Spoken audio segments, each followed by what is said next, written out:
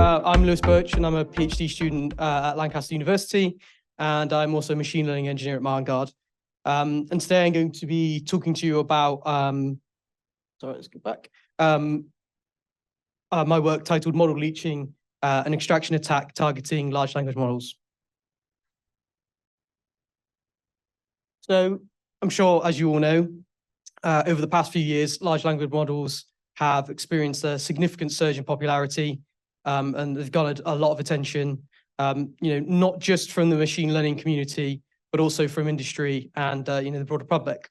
And we now have access, obviously, to multiple highly capable and freely accessible large language models that are, very rapidly kind of becoming indispensable tools in our daily lives. I mean, just today at the conference, I saw someone replying to their email using ChatGPT. So yeah, pretty widespread.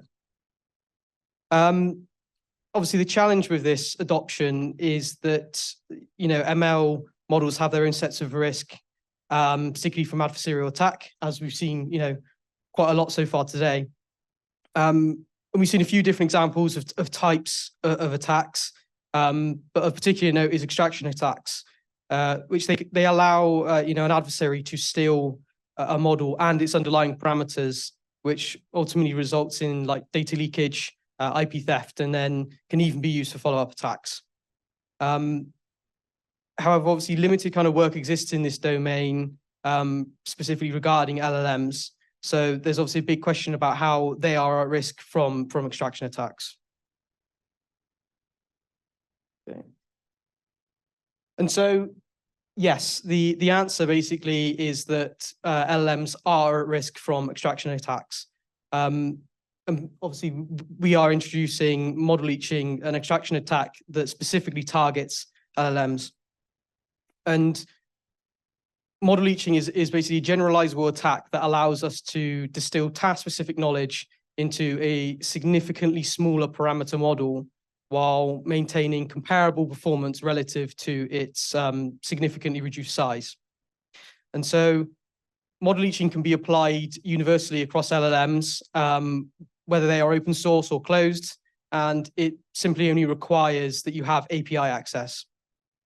And so once we've stolen this model through extraction and through model leeching, we can then leverage it to develop and deploy enhanced attacks against the original leeching target. So I'm going to talk you very quickly through how the kind of model leeching process works at a high level at first. So hopefully these animations work. Yep, perfect. So at a high level, to initiate the model leeching process, our first step is to craft a prompt that consistently elicits the desired output from the target LLM. Once we've achieved that, we employ it to generate a set of prompts that we can subsequently use to query the LLM. And these responses are collected and form the foundation of our training data set. And then we can utilize this training data set to train our stolen model. And then armed with the stolen model, we can experiment to develop, refine, and then redeploy further attacks against the original target. It's important to recognize that during the prompt design process that each LLM responds uniquely to a given prompt. And so in the prompt design phase, our objective is to identify a prompt structure that effectively facilitates model leeching by ensuring to kind of draw out the characteristics that we desire from the target model. And so to achieve that, we need to establish rules that guide the LLM's behavior when it responds. And these are rules that it can consistently follow and feasibly implement, with the kind of ultimate aim here to ensure that we can extract the task-specific knowledge that will be instilled within our stolen models. However, obviously in practice, this kind of often involves an iterative and refining approach to prompts.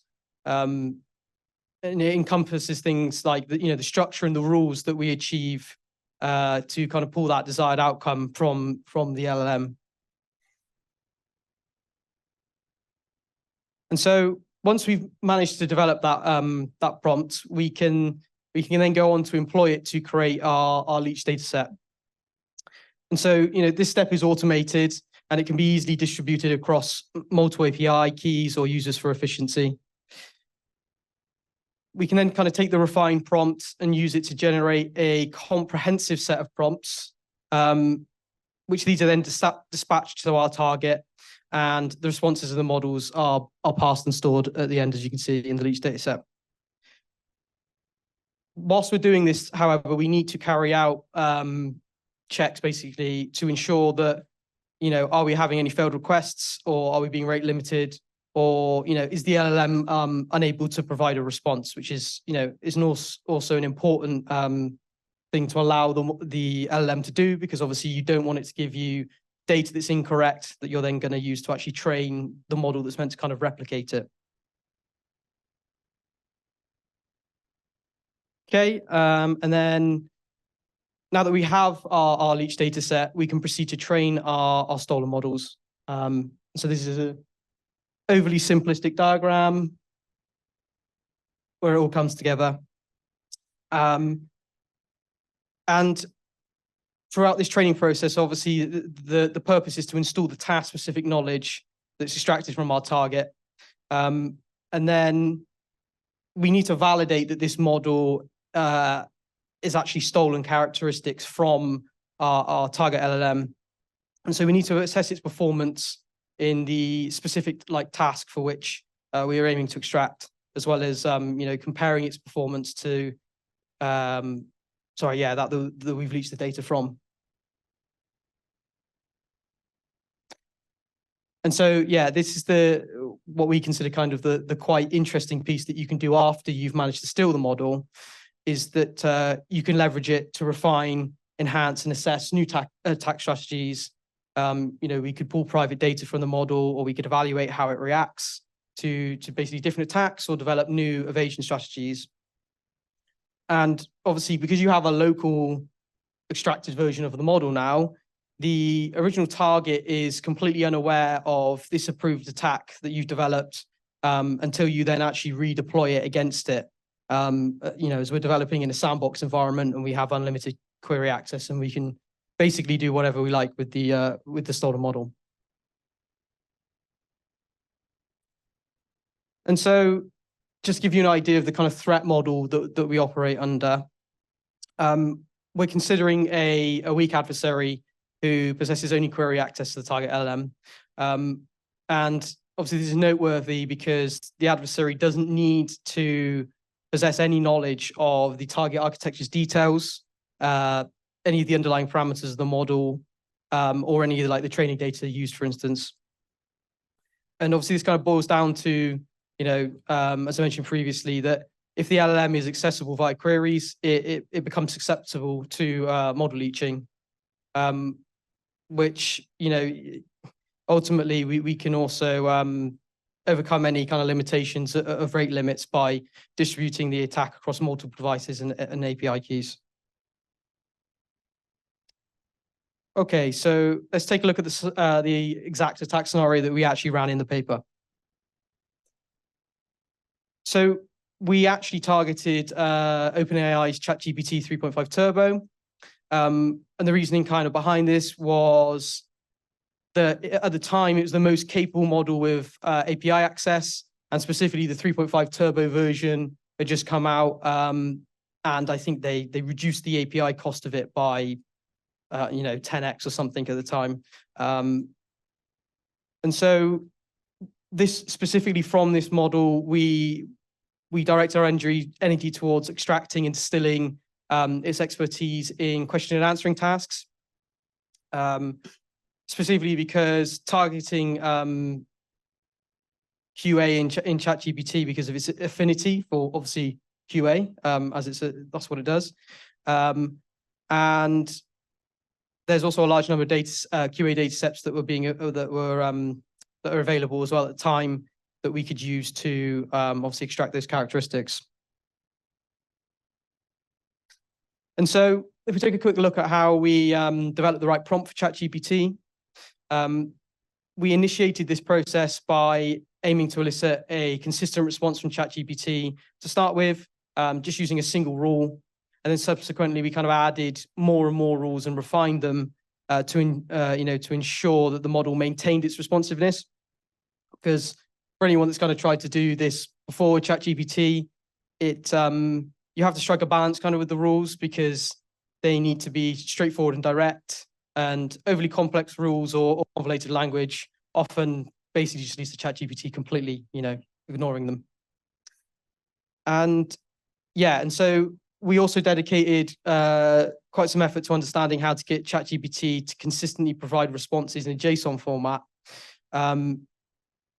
This obviously on top of trying to get it to do everything else that we were asking it, and for it to ingest a large amount of text, and to answer it correctly, and then specifically, return it to us in a JSON format so that we can then downstream process it automatically with basically no human interaction. Was quite challenging.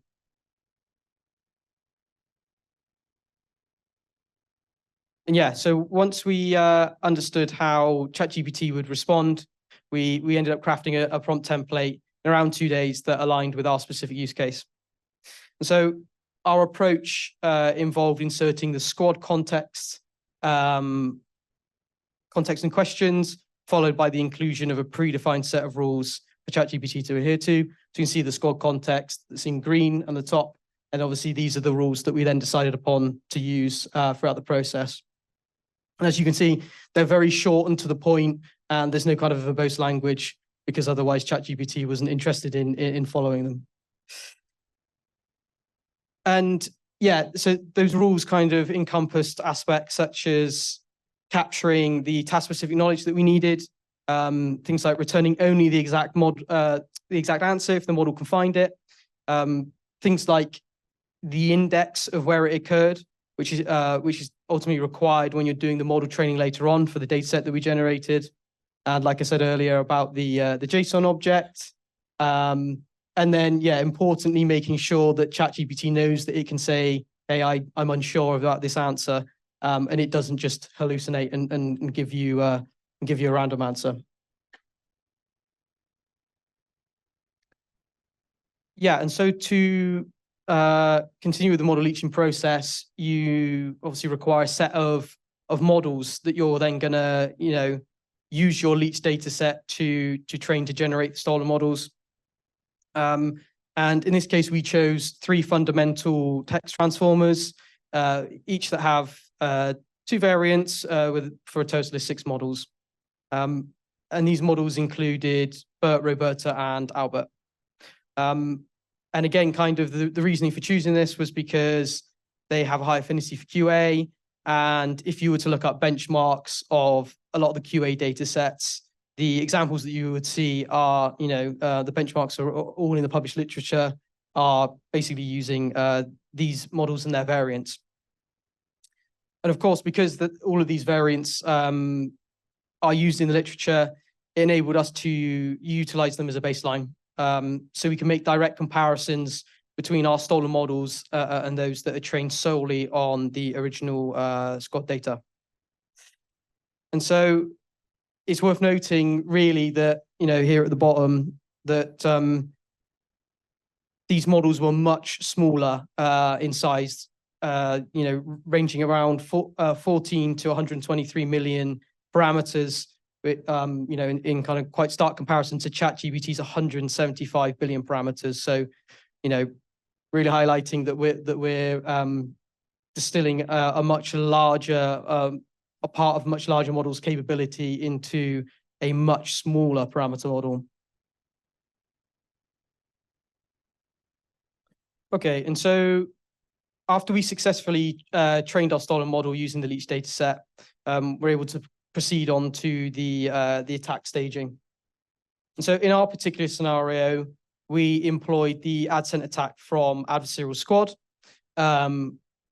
which is a technique that's crafted to cause a QA model to basically incorrectly answer a question. And how it achieves this is by appending adversarial sentences to the end of the context. And so as seen in this example, you can see the adversarial sentence that's highlighted in blue.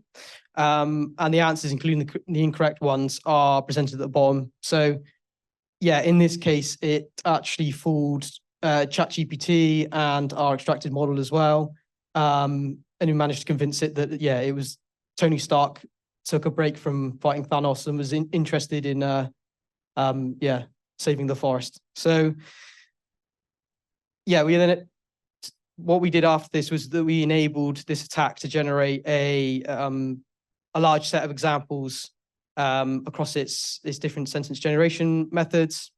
And then we tested these adversarial examples on a stolen model, choosing basically those that were most likely to cause the model to misclassify, and collating these best performing examples and sending them to the original model leeching target to improve the ultimate likelihood of misclassification. Okay, let's take a look at the results of this.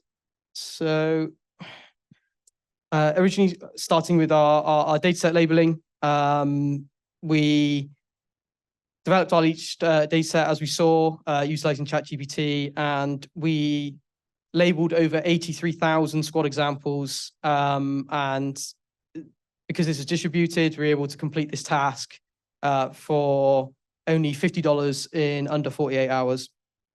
And so we ran some calculations after this to basically figure out, how good is this? And if you were to have used a traditional labeling service from a major provider, the cost would have probably ballooned to, around $3,600. Which is an aside to everything else we've done. It kind of underscores that the cost and time efficiency that can be achieved through, using these low API cost LLMs like ChatGPT 3.5 Turbo. And so before we dive into the kind of full results of how our stolen models performed, it's kind of important to give some context of how we kind of came up with a set of key criteria so that we could properly, validate whether or not these models are capable. So initially, we sought to determine whether we had successfully distilled this task-specific knowledge from our leeching target into our stolen models. And to validate this, we examined the EM and F1 scores of our stolen models relative to ChatGPT, assessing whether their kind of responses aligned consistently with what ChatGPT would give. And then secondly, we also aim to gauge the overall capability of our stolen models for the task at hand. And we assess their task-specific proficiency, particularly in terms of their squad scores, comparing them against a range of baselines and the state-of-the-art results in the literature. Okay, so in this graph, we present a comparison of the similarity of our stolen models to ChatGPT. And so these models were either trained on the data set extracted through model leeching from ChatGPT, which is indicated in green, or upon the original squad data set, which you can see in the orange.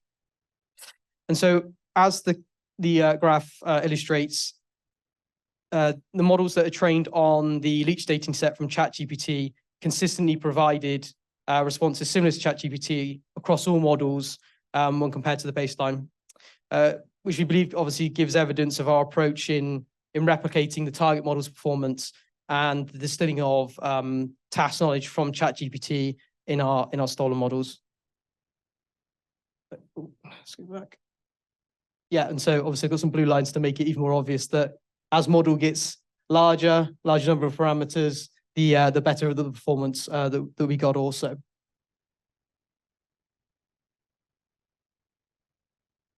Okay, and so likewise, like I said, we wanted to assess the task performance of the extractor models by comparing their squad, EM, and F1 scores against our baseline models in ChatGPT.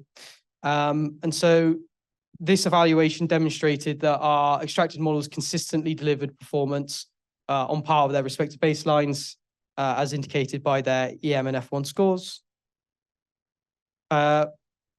When we then compared our extracted models with ChatGPT, which is obviously this red line, we observed that Roberta Large achieved the highest level of similarity in performance, with this being sufficiently comparable to the state of the art that in the literature that I mentioned earlier.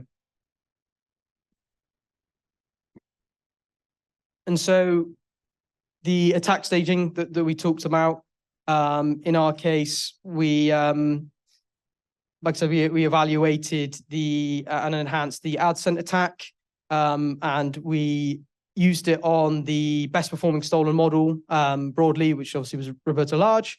And in this graph, we can, we depict the impact of applying the ad-sent attack with the original version that's seen here in red, and the improved version highlighted in purple.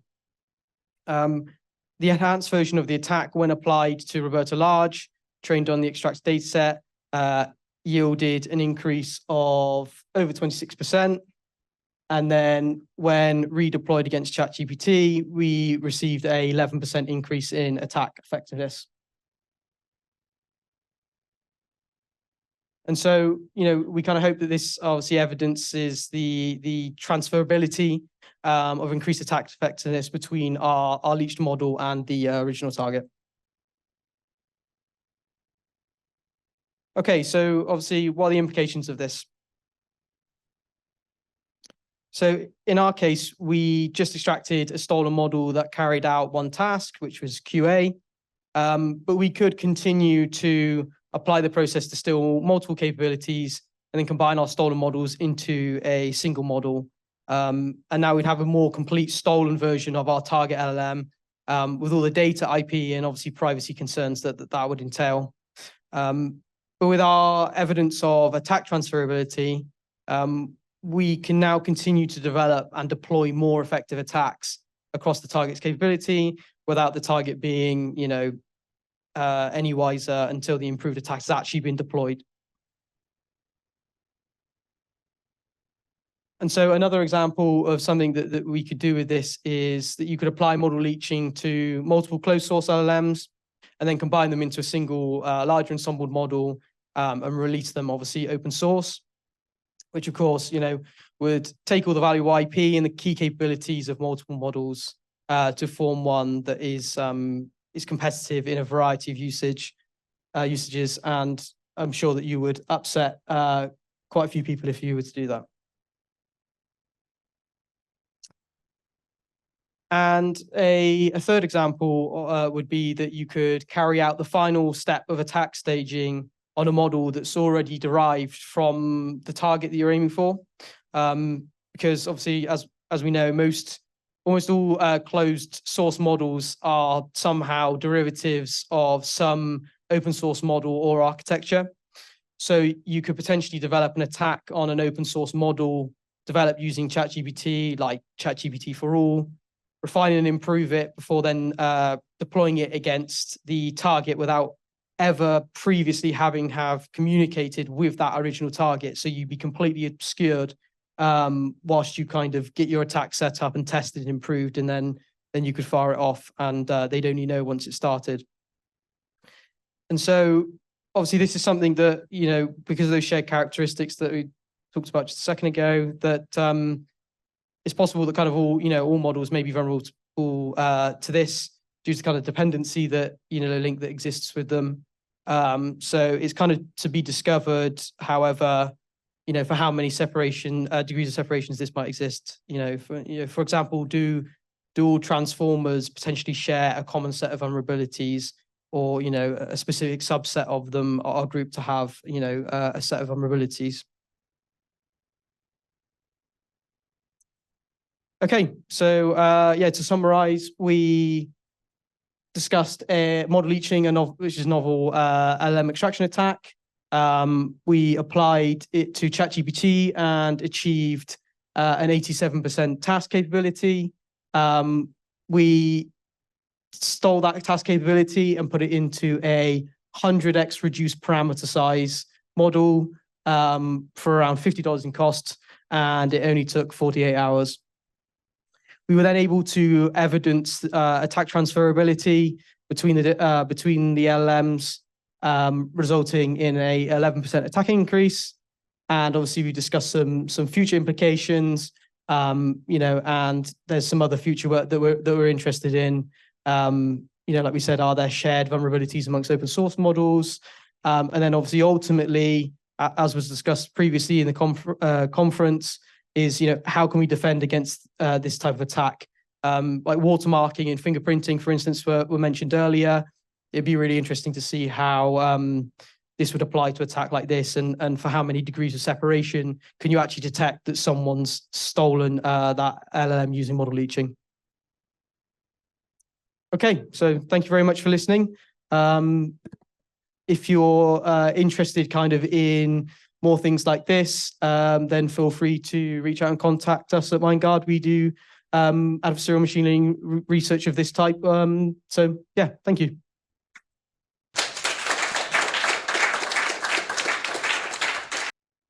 I think we have time for 1 or 2 questions.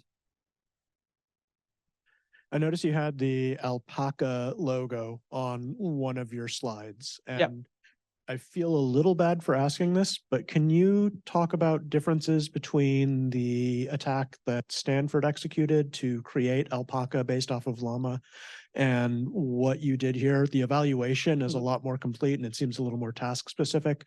But this seems very similar to me.